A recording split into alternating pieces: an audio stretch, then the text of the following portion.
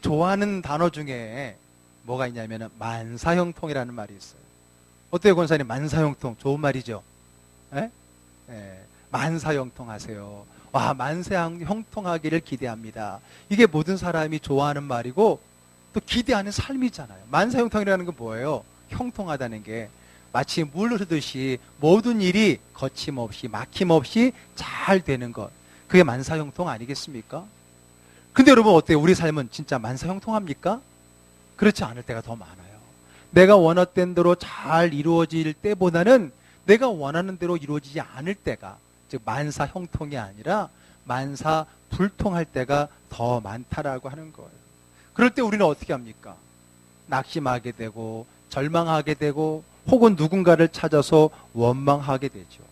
그런데 여러분, 시간이 지나고 나서 형통하지 못하고 불통했는데 지나고 나니 오히려 불통했던 것이, 즉 내가 원하는 삶이 아닌 다른 새로운 삶을 살고 났을 때 오히려 그것이 내게 더 유익했구나라고 그렇게 생각해 본 삶이 있어요, 없어요? 있죠. 있는 정도가 아니라 사실 어떻게 보면 오히려 내 뜻대로 되지 않았던 것이 더 좋았구나라는 것을, 더 많이 있던 것을 깨닫게 된다라고 하는 거예요. 자, 제가 이번에 달에 설교를 하면서 참 많은 간증을 했던 게, 놀랍게도 이미 계획되어진 이 11월의 설교가 우리 다니엘 기도의 많은 간증자들을 통해서 하나님이 먼저 주시는 말씀이었다라고 제가 고백을 했잖아요. 첫째 주부터. 그런데 여러분, 이 네 번째 주제도 수많은 간증자들에 의해서 정말 우리 마음속에 충분한 은혜의 말씀이 주어졌던 것을 보게 됩니다. 그 간증자들의 간증을 들어보니까 하나같이 자기들의 계획대로 된 게 있었어요, 없었어요? 대부분이 자기 계획대로 되지 않았어요. 형통하지 못했어요. 불통했어요. 그리고 많이 어려웠어요. 그런데 오히려 그것을 통해서 더 크고 놀라운 하나님의 일이 이루어지는 것을 우리가 그들의 간증을 통해 들었었잖아요. 그 중에서도 여러분, 15일째 강사였던 안호상 목사님 기억나시죠? 목사님의 아들로서 나는 절대로 목사가 안 되리라, 그런 마음을 가지고 꿈을 가지고 유학을 갔는데 마치 하나님께서 요나를 치셔서 돌아오게 하듯이 돌아오게 되잖아요. 그런데 돌아오고 나서도 정신 못 차려서 또 다른 곳을 유학을 갔다가 또 한번 하나님이 치시게 되면서 그것을 통해서 결국 이제 하나님의 믿음의 길을 가게 되는데, 그분이 그 간증의 제목이 뭐예요? 내 생각대로 되지 않을 것은 참 멋진 일이다. 제목이 너무 멋있죠. 내 생각대로 되지 않는 건 참 멋진 일이다라고 하면서 자기 계획이 다 무너졌지만은 오히려 하나님이 하신 하나님의 일들이 그의 삶에 너무나, 그리고 지금도요, 우리나라뿐만 아니라 전 세계를 다니며 간증하면서 보니까 그분이 그 간증 제목이 책으로도 나왔더라고요. 내 생각대로 되지 않는 건 참 멋진 일이다라는 책의 간증인집이 나온 것처럼 정말 그분이 자기가 계획하지 않는 정말 더 놀라운 풍성한 젊은 사역과 삶을 살고 있는 얘기를 우리가 전에 들어봤잖아요. 은혜를 많이 받았잖아요. 그리고 여러분, 19일차 간증에 그 영어 교육 강사하는 그 일을 하는 현승원 대표 간증도 들어보셨잖아요. 자기 계획대로면 자기가 영어 선생님이니까 좀 더 멋진 영어 선생이 되기 위해서 미국 유학을 준비했는데 그 길이 막히게 됐는데 오히려 그 과정 속에 그가 하게 된 사업이 세상 말로 대박이 났잖아요. 와, 대단하더라고요. 지금 아직 30대인데 그냥 스타 강사 정도가 아니라 그가 만든 디쉐어라는 그 기업이 얼마나 커졌는지, 올해 매출이 700억이 예상된다 그러는데, 그래서 그것을 인정해서 그 기업 가치를 3천억으로 측정을 해갖고 어느 이제 펀드에서, 사모펀드에서 50% 지분을 1,500억을 주고 샀다는 거 아니에요. 그래서 그분이 간증하잖아요. 자기처럼 정말 열심히 하고 그 꿈을 이룬 사람은 많지만 그 꿈 속에 하나님을 끝까지 붙들고 있는 사람은 많지 않더라고 하는 겁니다. 그러면서 자기가 그 하나님을 놓치지 않고 하나님에 순종하며 살겠다라고 하는 간증이 정말 우리 많은 사람들에게 참 도전이 됐잖아요. 어쨌든 그런 것들을 보게 되면 내 계획이 막혔을 때 더 멋진 하나님의 계획이 내가 할 수 있는 것보다 더 크고 풍성한 그 하나님의 일들이 이루어지는 것을 그들의 간증을 통해 우리가 많이 들었잖아요. 이런 말이 있습니다. 내 계획의 끝은 하나님의 계획의 시작이다. 자, 한번 따라서 해볼까요? 내 계획의 끝은, 내 계획의 실패는 하나님 계획의 시작이다. 하나님 계획의 성공이다. 그게 맞는 거예요. 여러분, 내 계획이 실패할 때 비로소 하나님의 계획이 시작될 수 있었다라고 하는 거예요. 여러분, 지난 첫째 주에 제가 설교에서도 내가 가진 것이 없으면 없을수록, 지금 나의 그 공간이 비면 빌수록 그 공간에 하나님의 것으로 채워지기 때문에 그것이 더 기쁨이고 그것이 더 복이고 그것이 더 감사라 그랬잖아요. 마찬가지로 내 계획이 안 되면 안 될수록 하나님의 계획이 더 빨리 실현될 수 있고요. 내 계획이 막히면 막힐수록 하나님의 계획이 더 풍성하게 우리 가운데 이루어지는 줄 믿습니다. 아멘. 자, 그럼 물어볼게요. 여러분, 내 계획이 좋을까요? 하나님의 계획이 좋을까요? 정말이에요? 내 계획이 좋을까? 하나님의 계획이 좋을까? 자신 있게 얘기 못해요. 정말이에요? 근데 우리는 여러분들의 기도 제목은 항상 뭐예요? 여러분들의 계획을 구하는 거잖아요. 여러분들의 뜻을 구하기에 늘 여러분들 시간을 많이 소비했잖아요. 정말 우리의 계획보다 하나님의 계획이 더 좋은 거 맞아요? 하나님 말씀 보겠습니다. 이사야서 55장 8절하고 9절 한번 읽어볼게요. 시작. 이는 내 생각이 너희 생각과 다르며 내 길은 너희의 길과 다름이니라. 여호와의 말씀이니라. 이는 하늘이 땅보다 높음같이 내 길은 너희의 길보다 높으며 내 생각은 너희의 생각보다 높으리라. 아멘. 분명히 말하잖아요. 여러분의 길과 우리의 생각과 하나님의 길과 하나님의 생각은 뭐예요? 하늘과 땅 차이인 거예요. 그러므로 여러분, 내 계획, 내 길이 수포로 돌아간 것은 오히려 잘된 일이에요. 왜? 이제야말로 하나님의 일이, 하나님의 길이 열려지고 하나님의 계획이 시도될 수 있는 축복의 기회이기 때문인 것을 믿으시기를 바랍니다. 그러므로 여러분, 내 계획이 수포로 돌아갔다고 해서, 내가 생각한 대로 되지 않았다고 해서 낙심하지 마세요. 오히려 더 놀라운 하나님의 계획이 시작될 것을 믿으시기를 바랍니다. 아멘.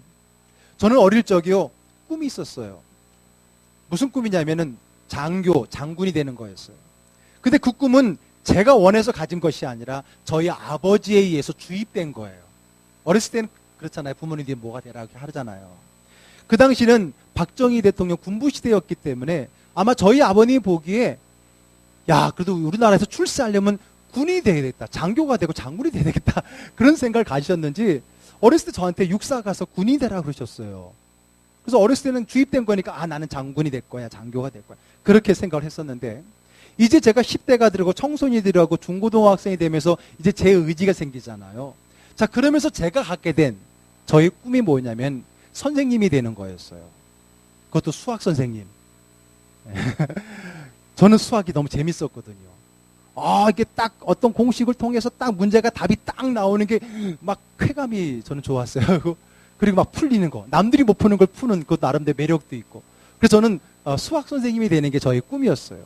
그 장교가 되는 거는 아버지가 주는 꿈이었고, 선생님이 되는 거는 이제 제 꿈이었어요. 그래서 저는 고등학교 1학년 마치고 이과 문과를 선택할 때 당연히 이제 이과를 선택을 했었죠.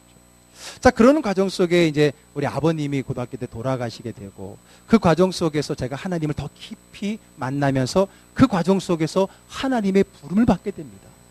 부름을 받게 되면서 이제 저의 또 다른 꿈의 변화가 생겼는데, 그건 다름이 아니라 주의 종이 되는 거예요. 그러니까 처음에는 육신의 아버지가 준 꿈, 장교였고요. 그 다음에 내가 준 나의 꿈, 선생님이었는데, 그 두 가지 다 없어지고 이제 하나님이 주신 꿈, 이제 목회자가 꿈이 됐던 거예요.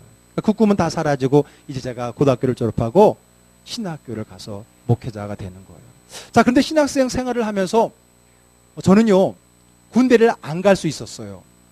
안 갈 수 있다고 들었어요. 왜냐면은 부모님이 일찍 돌아가셨고요. 누님 두 분은 다 시집을 가셨어요. 근데 제게는 남동생이 하나 있어요. 미성년자예요. 그러니까 제가 보호자잖아요. 그렇죠. 제가 가장이 된 거예요. 그러니까 미성년자 동생이 있으니까 그것이 면제의 사유가 된다는 거예요. 왜? 책임질 동생이 있다라는 것 때문에. 그래서 저는요, 군대 안 가는 줄 알고 군대 갈 생각도 안 하고 있었어요.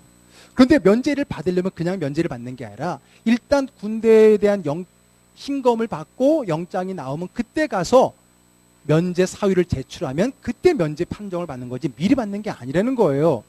그러냐고. 그래서 동생이 이제 크니까 제가 대학교 졸업해버리면 또 남동생은 또 미성년자가 아닌 성년이 되니까 이제 그때는 못 받으니까 얘가 성인이 되기 전에 빨리 신청을 한 거예요. 대학교 4학년 때 신체 검사를 받았어요. 당연히 건강하니까요. 1급 현역을 판정을 받고 영장이 날라온 거예요. 그래서 당연히 저는 안 가는지 뻔히 알고 가서 신청을 합니다. 이제 동생이 있고 이런 사유로 제가 면제를 신청합니다 했는데 병무청에서 집으로 이제 조사를 나온 거예요. 전혀 그렇게 나올지도 몰랐는데 나왔는데 저희 집에 서울에 자그마한 한옥집이 있었어요. 아버님이 남겨주신 집인데 제가 이제 대학교를 가야 되니까 거기에서 월세를 방방 몇 개를 방을 월세로 줘갖고 그 월세를 가지고 제가 대학을 공부를 했던 거예요. 그런데 병무청에서 나와서 그런 걸 다 하나하나 조사하더니 내린 판정이 뭐냐면 그 월세들이 요즘으로 말하면 최저 생계비가 넘는다는 거지요. 그러니까 내가 군대를 가도 동생은 전혀 사는데 지장이 없다라고 판정을 내려서 면제가 안 된다고 통보가 날라온 거예요. 그 면제가 안 된다는 통보가 중요한 게 아니라 그러니까 군대를 가야 된다는 것이고 신검을 받았고 영장을 받았기 때문에 가야 된다는 거예요. 근데 그때가 언제냐? 대학교 4학년 졸업반 2학기 중간고사 볼 때예요. 아니 이제 조금만 더 다니면은 졸업을 하는데 졸업도 못하고 지금 군대에 가게 생긴 거예요. 그러니까 전혀 예상하지 못했던 그 일이 발생했는데 어떻게 할지 모르겠어요. 나는 졸업을 하고 가야 될 텐데 졸업을 안 하고 가면 또 어떻게 될지 모르고 막 그런 환경, 더군다나 한 번도 군대 갈 생각을 안 했는데 군대를 가게 된다는 그 여러 가지 마음이 너무 복잡을 했었던 거예요. 근데 그때 제 친구가 같이 신학생이고 같이 친구였는데 장교 시험을 같이 보자는 거예요. 학사 장교라고 해서 이제 졸업 예정자나 혹은 졸업자들이 볼 수 있는 장교 시험이 있다는 거예요. 그 친구는 아버님이 공군 장교로 예편을 하셨기 때문에 아버지는 꼭 장교 가라 그랬거든요. 그러니까 자기 장교 시험을 보겠다고 같이 보자서 그러냐고 3차까지 시험인데 1차만 붙으면 일단은 내가 영장이 있더라도 그게 연기가 된다는 거예요. 그러니까 제가 장교로 간다는 생각보다는 일단은 어떻게든 졸업을 해야 되니까 이 시기를 늦춰야 된다는 생각 때문에 시험을 봤어요. 그리고 1차가 붙은 거예요. 1차가 붙어서 다행히 연기가 되죠. 왜냐하면 2차, 3차 때까지는 계속 이제 기회가 주어지니까 제가 무사히 졸업을 할 수 있게 된 거예요. 그리고 더 나아가서 2차, 3차까지 붙어서 제가 처음에 생각지도 못했던 학사장교로 군대를 가게 된 거예요. 그런데 군대를 가서 1년 동안은 제가 일반 부대의 소대장으로 사역을 하다가 그 다음에 제가 1년 뒤에 신병교육대대, 여러분 논산훈련소 알죠? 그 논산훈련소 같은 것이 전방에는 사단마다 있거든요. 대대 한 대대가. 제가 그 신병교육대대의 교관으로 착출된 거예요. 여러분 많은 소대장들의 꿈이 교관되는 거예요. 이게 또 보직이 좋은 보직이거든요. 또 가르치는 직업이고. 근데 제가 교관으로 착출이 돼갖고 신병교육대 교관 생활을 했어요. 그리고 제대하고 가만히 돌아보니까요, 참 놀라운 건요, 제가 하나님을 만나면서 앞에 두 가지 꿈이 다 사라졌잖아요. 장교의 꿈은 물론 제 꿈 때문에 버렸었고요, 제 꿈은 선생님이 되는 건데 돌아보니까 제가 군대에서 장교로서 선생 노릇하고 있는 거잖아요. 교관이니까. 그러니까 제가 장교 꿈도 이루었고요, 그리고 선생님의 꿈도 이룬 거더라고요. 아니 나는 하나님의 계획에 들어가면 내 모든 것은 다 잃어버리는 줄 알았더니 정말 놀라운 방법으로 하나님께서 내 삶을 새롭게 디자인하는 것을 보았어요. 뿐만 아니라 장교로 가니까 월급도 많이 줘요. 그래서 여러분 제가 그 월급을 잘 모아서 결혼 미천으로 결혼을 할 수 있게 된 거 아니에요.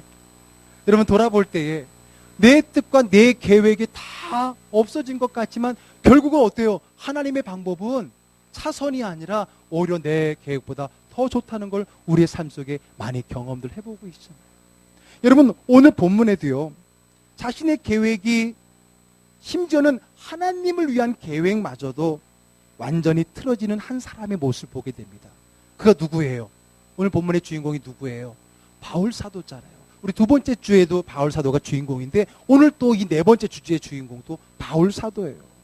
그는요, 주님의 강력한 그 만남과 또 새롭게 주신 그 사역, 뭐예요? 이방인의 선교사의 그 사명을 가지고 열심히 안디옥 교회의 첫 선교사로 파송을 받아서 1차 전도 여행을 끝내고 돌아왔습니다. 그 1차 전도 여행의 여행지가 어디였냐면은, 선교지가 어디였냐면 지금의 터키 지역입니다. 터키 지역. 이스탄불은 사실 유럽 쪽에 있는 것이고요. 이쪽에 대부분의 좀 터키 아시아권, 그 당시는 소아시아라고 불렸던 땅이에요. 자, 그곳에서 1차 전도 여행을 마치고 돌아왔고요. 다시 부푼 꿈을 가지고 이번에는 바나바가 아닌 실라라고 하는 사람과 2차 전도 여행을 떠납니다. 자, 근데 2차 전도 여행을 떠날 때 그가 어떤 계획을 갖고 떠났냐면은 1차 여행 때에 세웠던 교회들을 돌아보고 굳게 세우는 그런 계획을 가지고 2차 전도여행을 떠납니다. 그러니까 2차 전도여행은 1차 전도여정과 같겠지요. 그렇죠? 그런 계획을 가지고 이제 소아시아 지역들을 쭉 가는 거예요. 그런데 문제가 생겼어요. 무슨 문제가 생겼냐면 오늘 본문의 6절하고 7절 한번 읽어보겠습니다. 시작. 성령이 아시아에서 말씀을 전하지 못하게 하시거늘 그들이 부르기아와 갈라디아 땅으로 다녀가 루시아 앞에 이르러 비두니아로 가고 애쓰되 예수의 허락하지 아니하시는지라. 어떻게 된 거예요? 그의 계획이 풀리고 있어요? 안 풀리고 있어요? 안 풀리고 있어요. 심지어는 누가 맡고 있어요? 성령이 맡고 있고 예수님의 영이 맡고 있어. 아니, 내가 주의 일을 하는데 사탄이 막는 게 아니라 성령이 맡고 하나님의 영이 맡고 있다는 거예요. 이게 말이 돼요? 여러분, 그런 난관에 부딪히게 되는 겁니다. 여러분 생각해 보세요. 1차 여행 때 세운 교회를 다시 돌아보고 견고히 세우는 것, 이거 잘못된 거예요? 잘못된 거 아니죠? 나쁜 거예요? 나쁜 게 아니잖아요. 여러분 언뜻 생각해 봐도 좋은 일이고 옳은 일이잖아요. 근데 여러분 이거 중요한 거예요.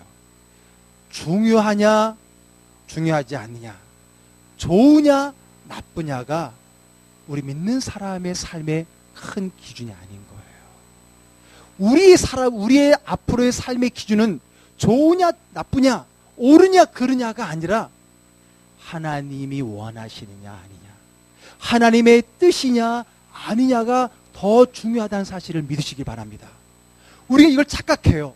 막 주의 일을 하는데도 이건 옳은 거잖아요, 이거 필요한 거잖아요, 이거 중요한 거잖아요 라고 말하거든요. 근데 여러분 그거보다 더 중요한 게 있어요. 그게 뭐예요? 하나님이 원하시는 거냐, 하나님의 뜻이냐가 더 중요한 겁니다.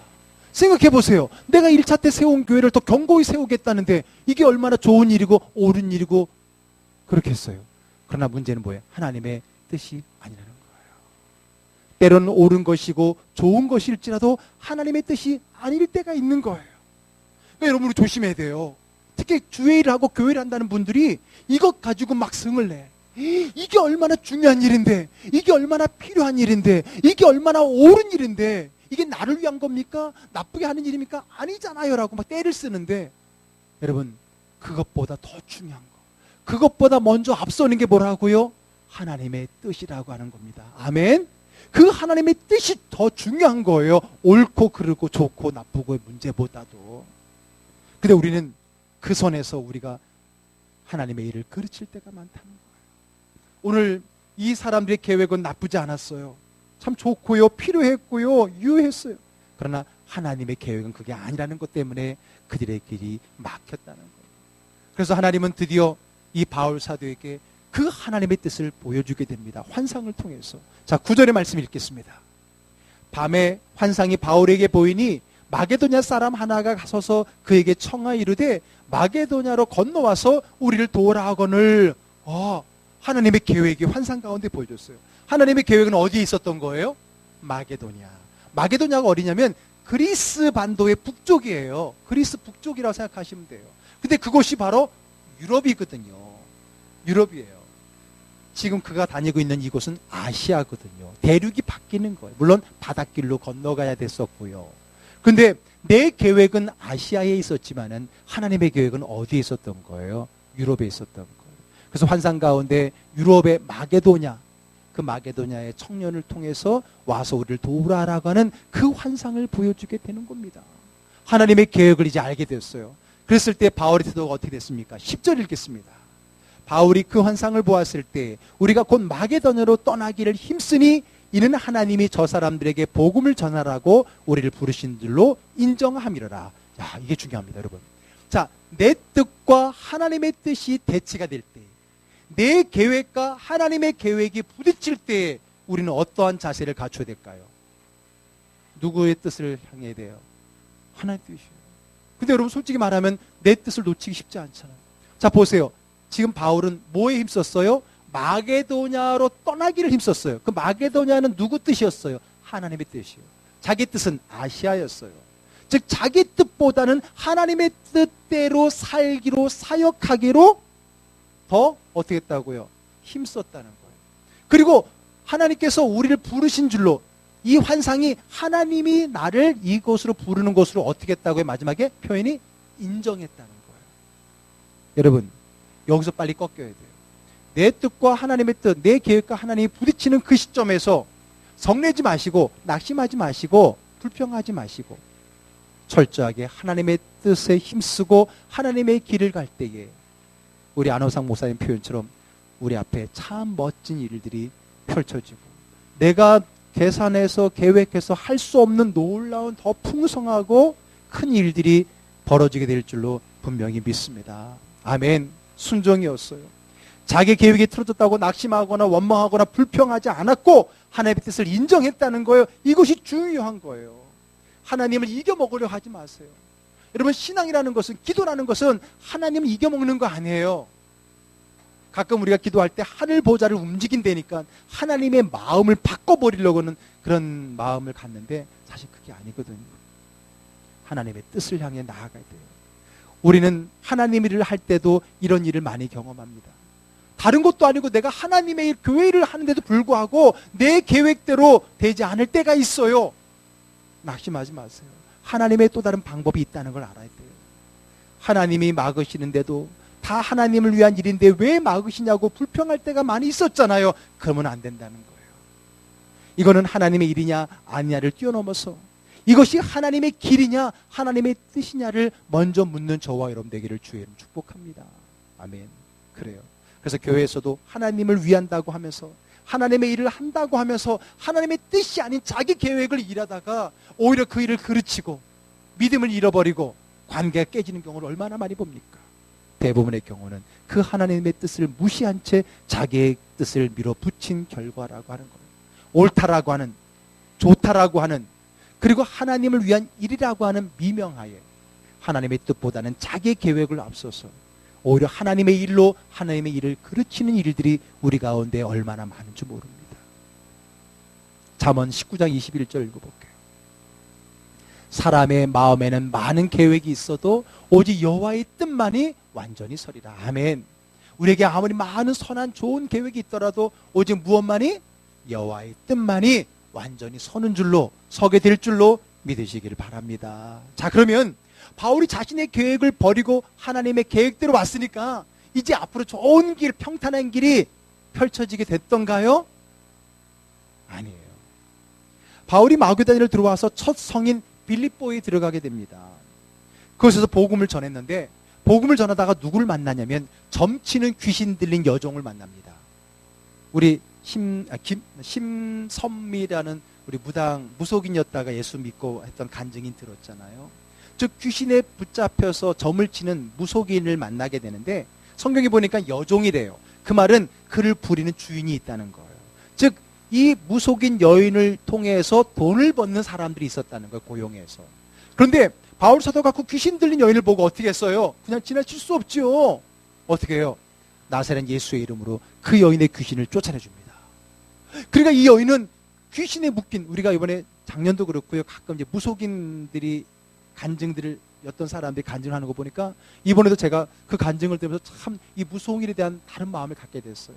전에는 좀 약간 부정적인 이미지를 봤는데 이번 간증을 통해서 그들이 얼마나 이 어둠의 영에 붙들린 비참한 삶을 살고 있는지를 겉은 화려하게, 왜냐하면 이 귀신이 자기에게 붙들어 놓기 위해서 준 한 가지 그의 미끼가 뭐냐면은 물질하고 화려함이더라고요. 그걸로 자기 모든 걸 잊으려고 하지만 그의 마음은 피폐해 있다는 걸 우리가 많이 들었잖아요. 어쨌든 그 여인이 그 묶여있던 귀신으로부터 노임받았을 때 얼마나 행복했을까요? 감사했을까요? 그런데 그것을 통해서 기쁘지 않고 감사하지 않는 사람이 있었어요. 누구예요? 그 여인을 통해서 돈을 벌어먹는, 즉 그 여인을 무속인으로 고용해서 수입을 착취하는 주인들이 한마디로 자기 영업길이 막혀버렸거든요. 그러니까 뭐 어떻게 된 거야? 자기 영업길이 막혀버리니까 이제 그 바울, 귀신을 쫓아내준 그 바울을 고발하게 됩니다. 그가 우리나라 사람도 아닌데, 예? 그가 말해 유대인으로서 우리 로마인들에게 와서 우리가 알지 못하는 이상한 신을 증거하고 있고, 쉽게 말하면 우리 영업을 방해하고 막 그렇게 해서 고발을 한 거예요. 그래서 그 고발이 받아들여져서 어떻게 된 거예요? 바울과 사도가 매를 맞고 감옥에 갇히게 되는 거예요. 자, 23절 읽어볼게요. 많이 친 후에 옥에 가두고 간수에게 명하여 든든히 지키라 하니. 많이 친 후에 뭐예요? 매를. 그러니까 여러분 어때요? 내 뜻을 포기하고 하나님의 뜻으로 마게도냐 빌립보로 와서 복음을 전도한 결과가 뭐예요? 힘껏 매를 맞고 쇠사슬에 묶여 쇠창살 감옥에 갇히게 된 거예요. 여러분, 여기쯤 되면 원망 불평할 수 있잖아요. 하나님, 내가 하나님의 뜻이라 해서 내 뜻 버리고 순종했습니다. 그런 결과가 이겁니까? 내가 좋은, 내가 잘 나갈 수 있는 길도 버리고 정말 하나님의 말씀에 쫓아온 결과가 이렇게 흠뻑 매맞고 감옥에 갇히는 일이었습니까? 얼마든지 후회하고 말할 수 있잖아요. 우리 그때 김관성 목사님 하나님 앞에 부름받아서 목회자의 길을 갔는데 그 간절 기억나시죠? 기껏 하나님이 주신 것은 가난이었어요. 너무 어려운 교회에서 사택 근처 지하에 화장실 없는 지하, 늘 화장실 가려면 밖으로 나오고, 그래서 현대시대에 오강이라는 걸 썼었고, 비만 오면은 홍수가 나는 그것에 하나님, 내가 주님의 말씀에 순종하여 온 결과가 결국 이것밖에 아닙니까? 라고 얼마나 저질했었다고 본인이 솔직히 고백하잖아요. 그럴 수 있잖아요. 내 뜻을 버리고 하나님의 뜻으로 온 결과가 이렇게 한껏 매를 맞고 감옥에 갇혀 이제 죽을 날만 기다리는 것이 이것이 주의 뜻입니까? 라고 얼마든지 원망하고 불평할 수 있었을 거라는 거예요. 그런데 바울과 실라는 어땠어요? 불평했어요? 원망했어요? 후회했어요? 아니에요. 25절 함께 읽겠습니다. 시작. 한밤중에 바울과 실라가 기도하고 하나님을 찬송하며 죄수 됐더라. 할렐루야. 여러분, 솔직히 말해서 이쯤 되면 원망해도 돼요. 이해할 수 있을 것 같아요. 그런데 바울과 실라는요, 원망하고 불평하지 않았어요. 뭐 했어요? 기도하고 찬송했어요. 감사란 말씀이 없다고 감사를 안 했겠어요? 아니에요. 감사했어요. 주의 뜻 가운데 주의 일을 하다가 주의 뜻을 행하다 당하는 고난은, 우리 지난번에 얘기했잖아요. 핍박이 오히려 뭐라고요? 그게 복이라 그랬잖아요. 그렇죠? 감사했어요. 원망하거나 불평하지 않았어요. 더 놀라운 거는요, 그걸 누가 들었다고요? 죄수들이 들었다. 이 표현이 중요한 거예요. 성경은 언어로, 문자로 기록되기 때문에 그 단어와 언어가 중요한 거예요. 죄수들이 들었다는 건 누구예요? 그 죄수는 누구예요? 자기 멋대로 살다가 죄를 지었던 사람들, 그럼에도 불구하고 그곳에 와서 불평하고 불만하고 남을 저주하며 살던 그 많은 죄수들이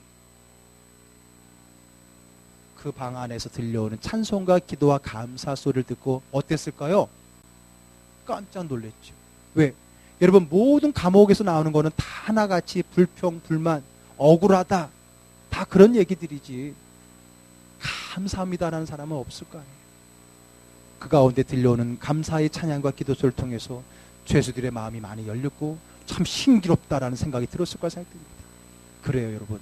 우리의 삶은 어쩌면 세상 사람들이 듣기에 도무지 이해가 가지 않는 거예요. 어떻게 주의 말씀대로 살아간다고 하면서 저렇게 어려움을 당하느냐? 라고 하는데, 여러분, 지난번에도 말씀드렸지만은 우리 예수 믿는 사람의 증거는 내가 예수 믿고 잘 된 것만이 증거가 아니라, 내가 예수 믿는데 힘들고 어려운 삶을 살고 있는데도 불구하고 주님을 향한 기쁨의 감사를 놓치지 않는 것이 더 큰 신앙의 증거인 줄로 믿으시기 바랍니다. 아멘. 많은 사람들은 어떻게 해요? 하나님, 내가 예수 믿고 잘 풀려서 잘 돼갖고 남들이, 야, 예수 믿으면 저렇게 잘 되는가 보다 해서 나보고 예수 믿었으면 좋겠어요. 대부분의 사람들이 그런 마음 갖고 있잖아요. 내가 예수 믿고 잘 풀려서 남들에게 봐라, 내가 예수 믿고 잘 됐잖아 라고 간증하고 싶어 하잖아요. 대부분의 사람들이. 근데 여러분, 이번에 참 다니엘 기도의 많은 간증들에 지난번에 우리 22일 날 또 모여서 우리끼리 나눔을 했지만은 이번 간증들의 많은 공통점이 뭐냐면 내가 모든 문제가 잘 해결되어서 잘 되었기 때문에 하나님 나를 증인으로 삼은 것이 아니라 아직도 여전히 힘들고 어렵지만은 그 가운데도 믿음을 잃지 않고 희망을 잃지 않고 기쁨과 감사를 잃지 않고 주를 바라보는 나의 이 모습을 통해서 하나님은 더 큰 증거로 증인으로 쓰시더라고 하는 고백이 이번에 얼마나 많았는지 몰랍니다.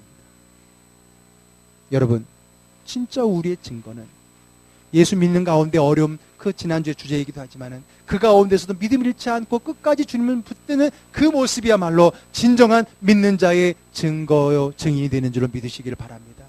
오늘 바울 사도는 하나님의 뜻대로 했을 때 주어진 더 큰 핍박과 고난 앞에 좌절하거나 낙심하지 않고 오히려 더 기쁨의 감사의 찬양과 기도를 드렸을 때에 죄수들이 듣는 거예요. 세상의 사람들이 듣는 거예요. 우리가 잘 돼서 하나님 할렐루야 하는 거를 그들이 보고 부러워하는 게 아니라 우리가 절망 힘들고 어려운 분명히 저 정도 되면은 하나님을 저주하고 신앙을 떠나야 될 것 같은데 여전히 하나님 앞에 감사하며 기뻐하며 그 자리에서 기쁨의 예배를 드리고 있는 그 모습을 통해 세상은 더 깜짝 놀라고 그 모습을 통해 우리가 하나님의 자녀임을 고백하게 되는 겁니다.